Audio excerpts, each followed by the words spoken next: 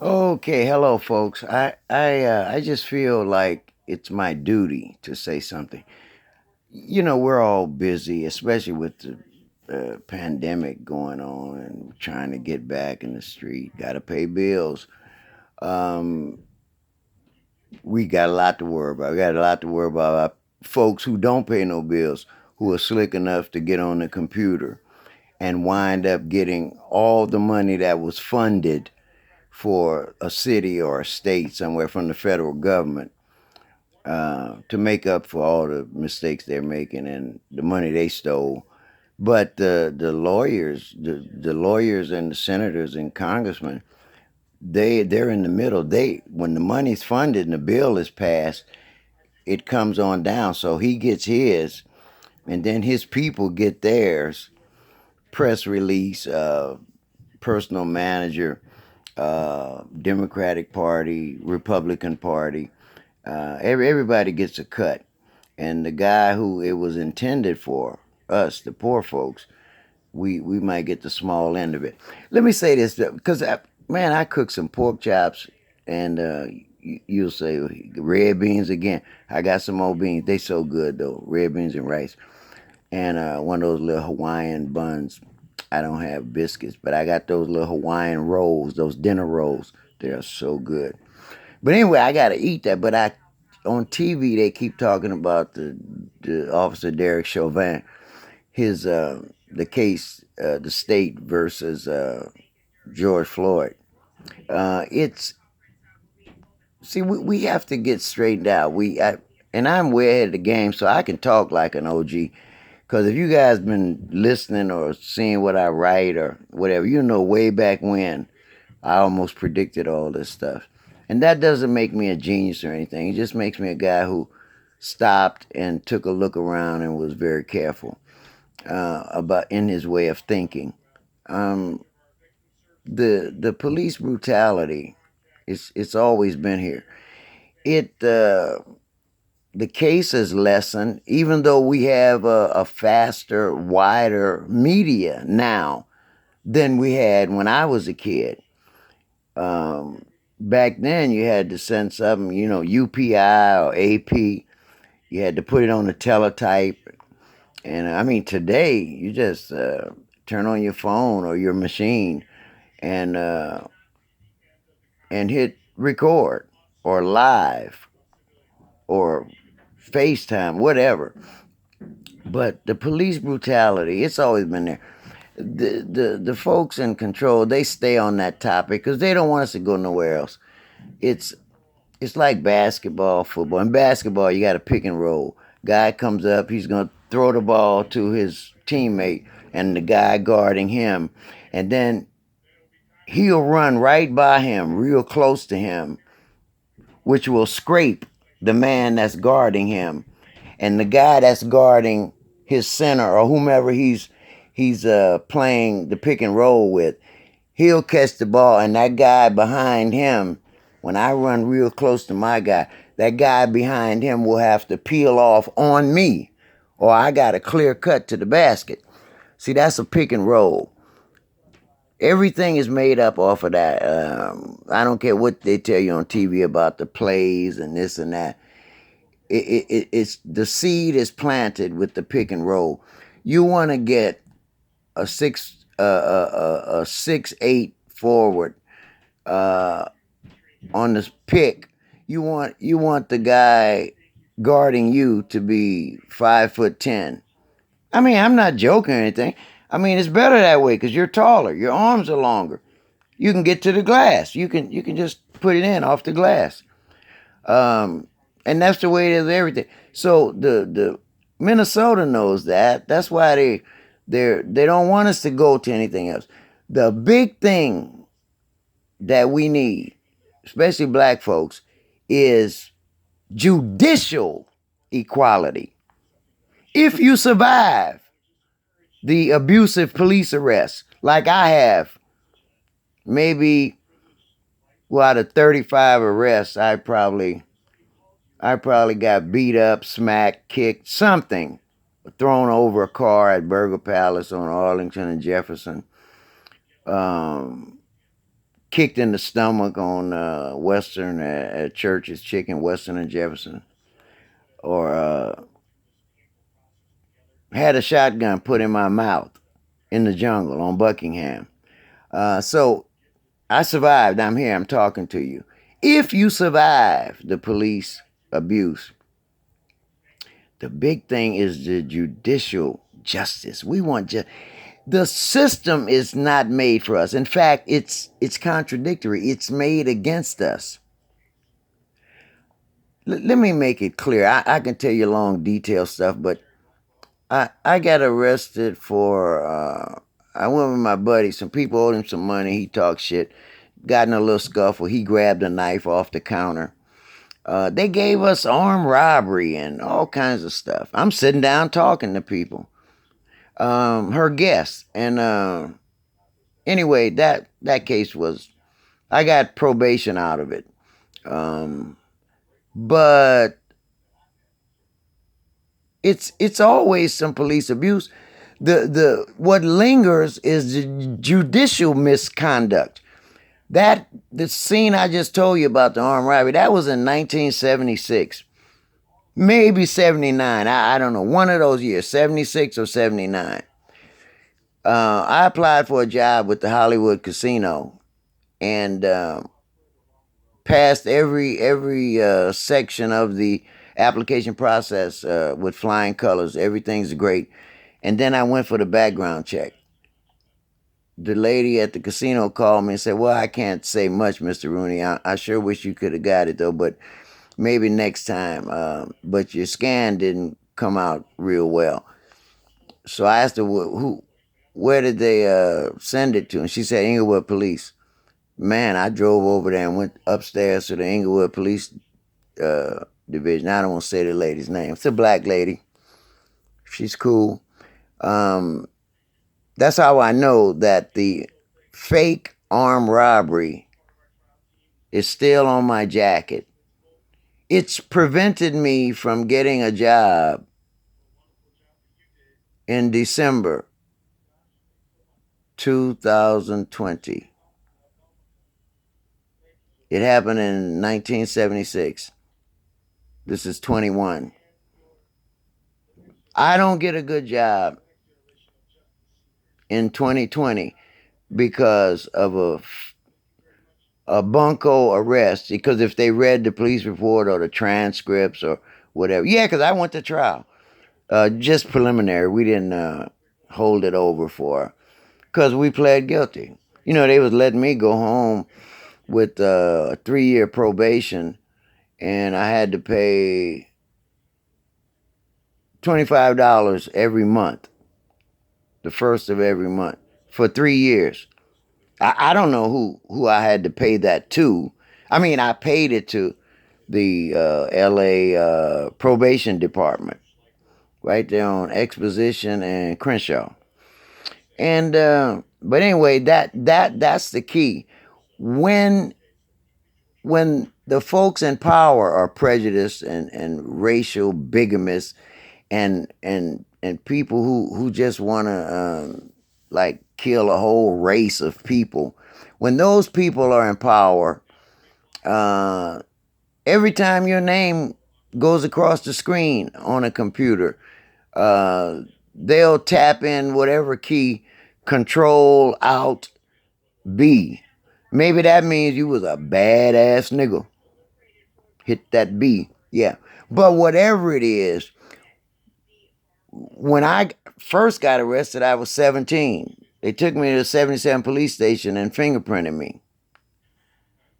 They said it was armed robbery. Me and 4 boys from the Avalon Gardens.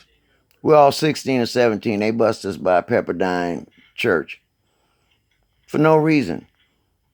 I just told him I'm going to ask for illegal search and seizure and 1538.5, no probable cause to stop us. We're just walking, teenagers, on a Saturday afternoon. So when I said that really pumped him up another level. He made us kneel down, lock your fingers behind your head, go to 77 police station with all them big criminals in there. um, or other beat up old, big old black dudes in there, Mexican dudes in there. The courts, whatever, guilty, innocent, whatever. You can be innocent as hell. When them people start coming, calling you to the bullpen, that's a little cell outside of the courthouse, in the courthouse. When they call you to the bullpen and want to talk to you, it's because the people, the district attorney, they have so many cases.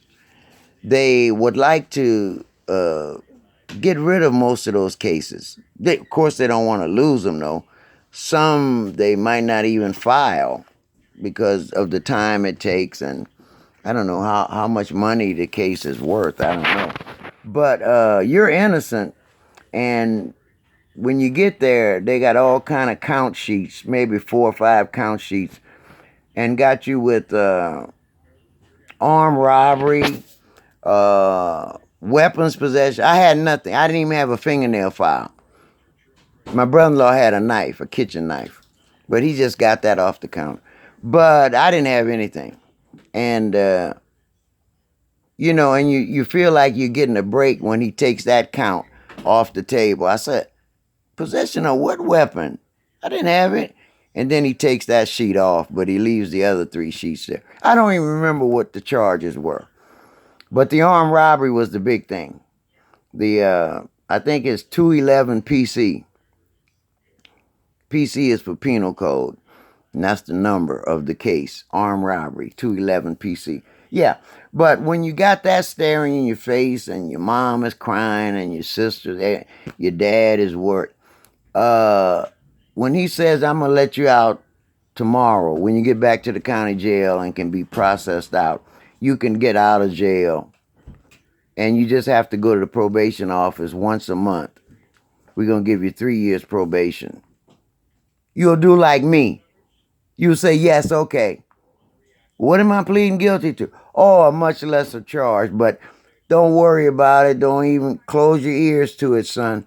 If he said 100 years, he's going to give you a suspended sentence, which means you won't do 1 day. You're going to go and book out. If you had your street clothes on now, you could leave here from the courthouse. So don't worry about it.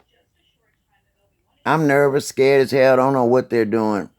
But I understand some things. He said, don't worry about it. And Mama is waving, so he must have told Mama, yeah, he's going to get out. I don't know if she paid some kind of bail or anything. I know now, but before. So I'm thinking, wow, I didn't do nothing, and I'm pleading guilty to. See, I don't even remember all these years. I don't remember what the charge is. But leave it at 211. Leave it at armed robbery. It is on my jacket. It should have been dropped. I went to prison in 1986, January 10th, 1986. I got out November 21, 1989. While I was in there, I signed a request form for the courts to go over any cases that came up with my name on it, and I would plead guilty to it, providing it was not a major case, and provided that the time I'm doing now, I'm in prison and I'm talking to my counselor when I do this form. He said, provided that the time you're doing now does not, the time they're giving you for those cases you're pleading guilty to, that time does not exceed the time you're doing now, which is the 37 months and 12 days. So you plead guilty to, you say somebody hit the ice cream man in the head 10 years ago. Okay, I plead guilty to it because some old person saw you walking by and gave the police your name. So your name is still on the case, on the initial police report. So they get to clean up the books like that. He says, oh, yeah, I see Ronald Rooney. Yeah. Oh, okay, yeah. Okay, so let him plead guilty to that. And what you say? Have the intern come in. See how much time he's got now. Oh, he's doing 37. Okay, give him 18 months for this. He pleaded guilty to it. It's on paper. So they can put a lot of shit on your bookshelf when they got you by the hair like that. Um, Case happened in 1979 or 76. And in 2020, that case prevented me from working at a really, really, really decent paying job, not very hard work, at the Hollywood Casino. Yeah. So with the George Floyd, with all the things, the Breonna, with all of that, um, it took those things to bring it to the edge of our attention, and to make the folks in power know that it was obvious and severe enough that people would unify, and people from his family and his background were going to see the unjust in it and join in with us to try to get some social justice here. So I'm not saying don't you preachers and lawyers, whoever's on TV, telling black folks what to do. Yeah, we want to get this police brutality stopped as much as we can. But bigger than that, I want the judicial justice to be metered out like it is for white males in America. I you take a guy in at 16 years old, a black guy, and you fingerprint him. Just think up some charge like they did to us at Pepperdine College. We was walking over there. And that's on your jacket till you die. Now, it's too much information legal. Ain't nobody Perry Mason. But also, when I got out of prison in November 89, I went to the courts and the public defender, for a year and a half. It takes that long to get a hearing date if you want to get those things off your record. I did. It's called a 1203.4, a letter of dismissal and rehabilitation for your prior criminal history. And I did that, and it was granted to me. I went to court. A judge signed it and stamped it. I have that. That happened on April 26, 2000, maybe 2001. Kayla was born in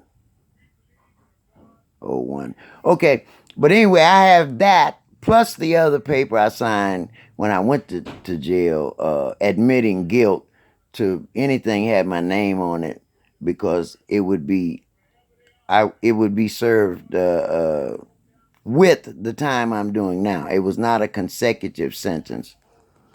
So with all of that, it shows you what the system does. They never took anything out. Nothing. Nothing. That's what you guys, you lawyers and preachers and politicians who are helping, most of you trying to help the black cause, but some of you just trying to get headlines so you can run for a bigger office next season or whatever. But I'm not talking to y'all. Well, y'all too, if you, whatever. But what we need to concentrate on is judicial justice, and who's handling those computers and all the files and the information that is metered within. We don't need to turn a blind eye to a black guy. Sometimes you, without even looking at the mugshot, you'll just see a name and it might say Willie Jones, and you just be speeding by. You work for the police department, but you don't smoke a blunt and drank 4 beers, and you just looking at it, and you just running across your desk, and it said Leroy Jones, because he a nigga, so you just hit the black button. So, but anyway, we got to get things done about the laws that affect black citizens in America. We have to get some things changed about the judicial system and how they take it for granted that we can stand more. It's just like playing football. Black guy, white guy gets hit the same kind of hit. It could be a twin hit. But they expect the black guy to come back to recover sooner. Maybe not even to go out. Just, oh, here. Well, I don't know what they say because I don't be in those conversations. But they probably say, oh, he old nigga. That nigga, shit, he all right. He'll shake that motherfucker off. Oh, yeah, he'll be all right, shit. Go on, man. Put him in after halftime. Well, give him some of that shit. Give him a Vicodin. Give him an oxycodone or something. Yeah. Okay. But the police abuse, yeah. But the judicial abuse and the education. One of the biggest things to me since the killing of Dr. Martin Luther King and Malcolm X and John F. Kennedy, one of the biggest things is that they repealed the act where indigent families were getting a break on college tuition. When I was a kid, things changed when they put that law on the books. Everybody I knew went to college, at least for a year or something. They had just built Southwest College. Everybody I knew, I'd see him at the coffee shop or something. But it was a great thing.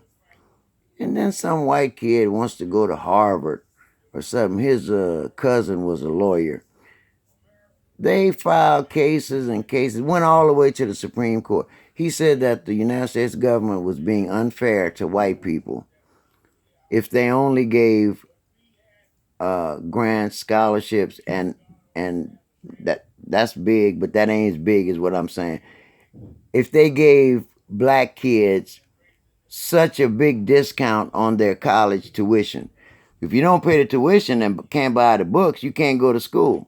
And they say they only give us a job because they don't give us a job because we're not trained. But if they put this law on the books, so our salary is 10 when the white man doing the same thing, his salary is 18.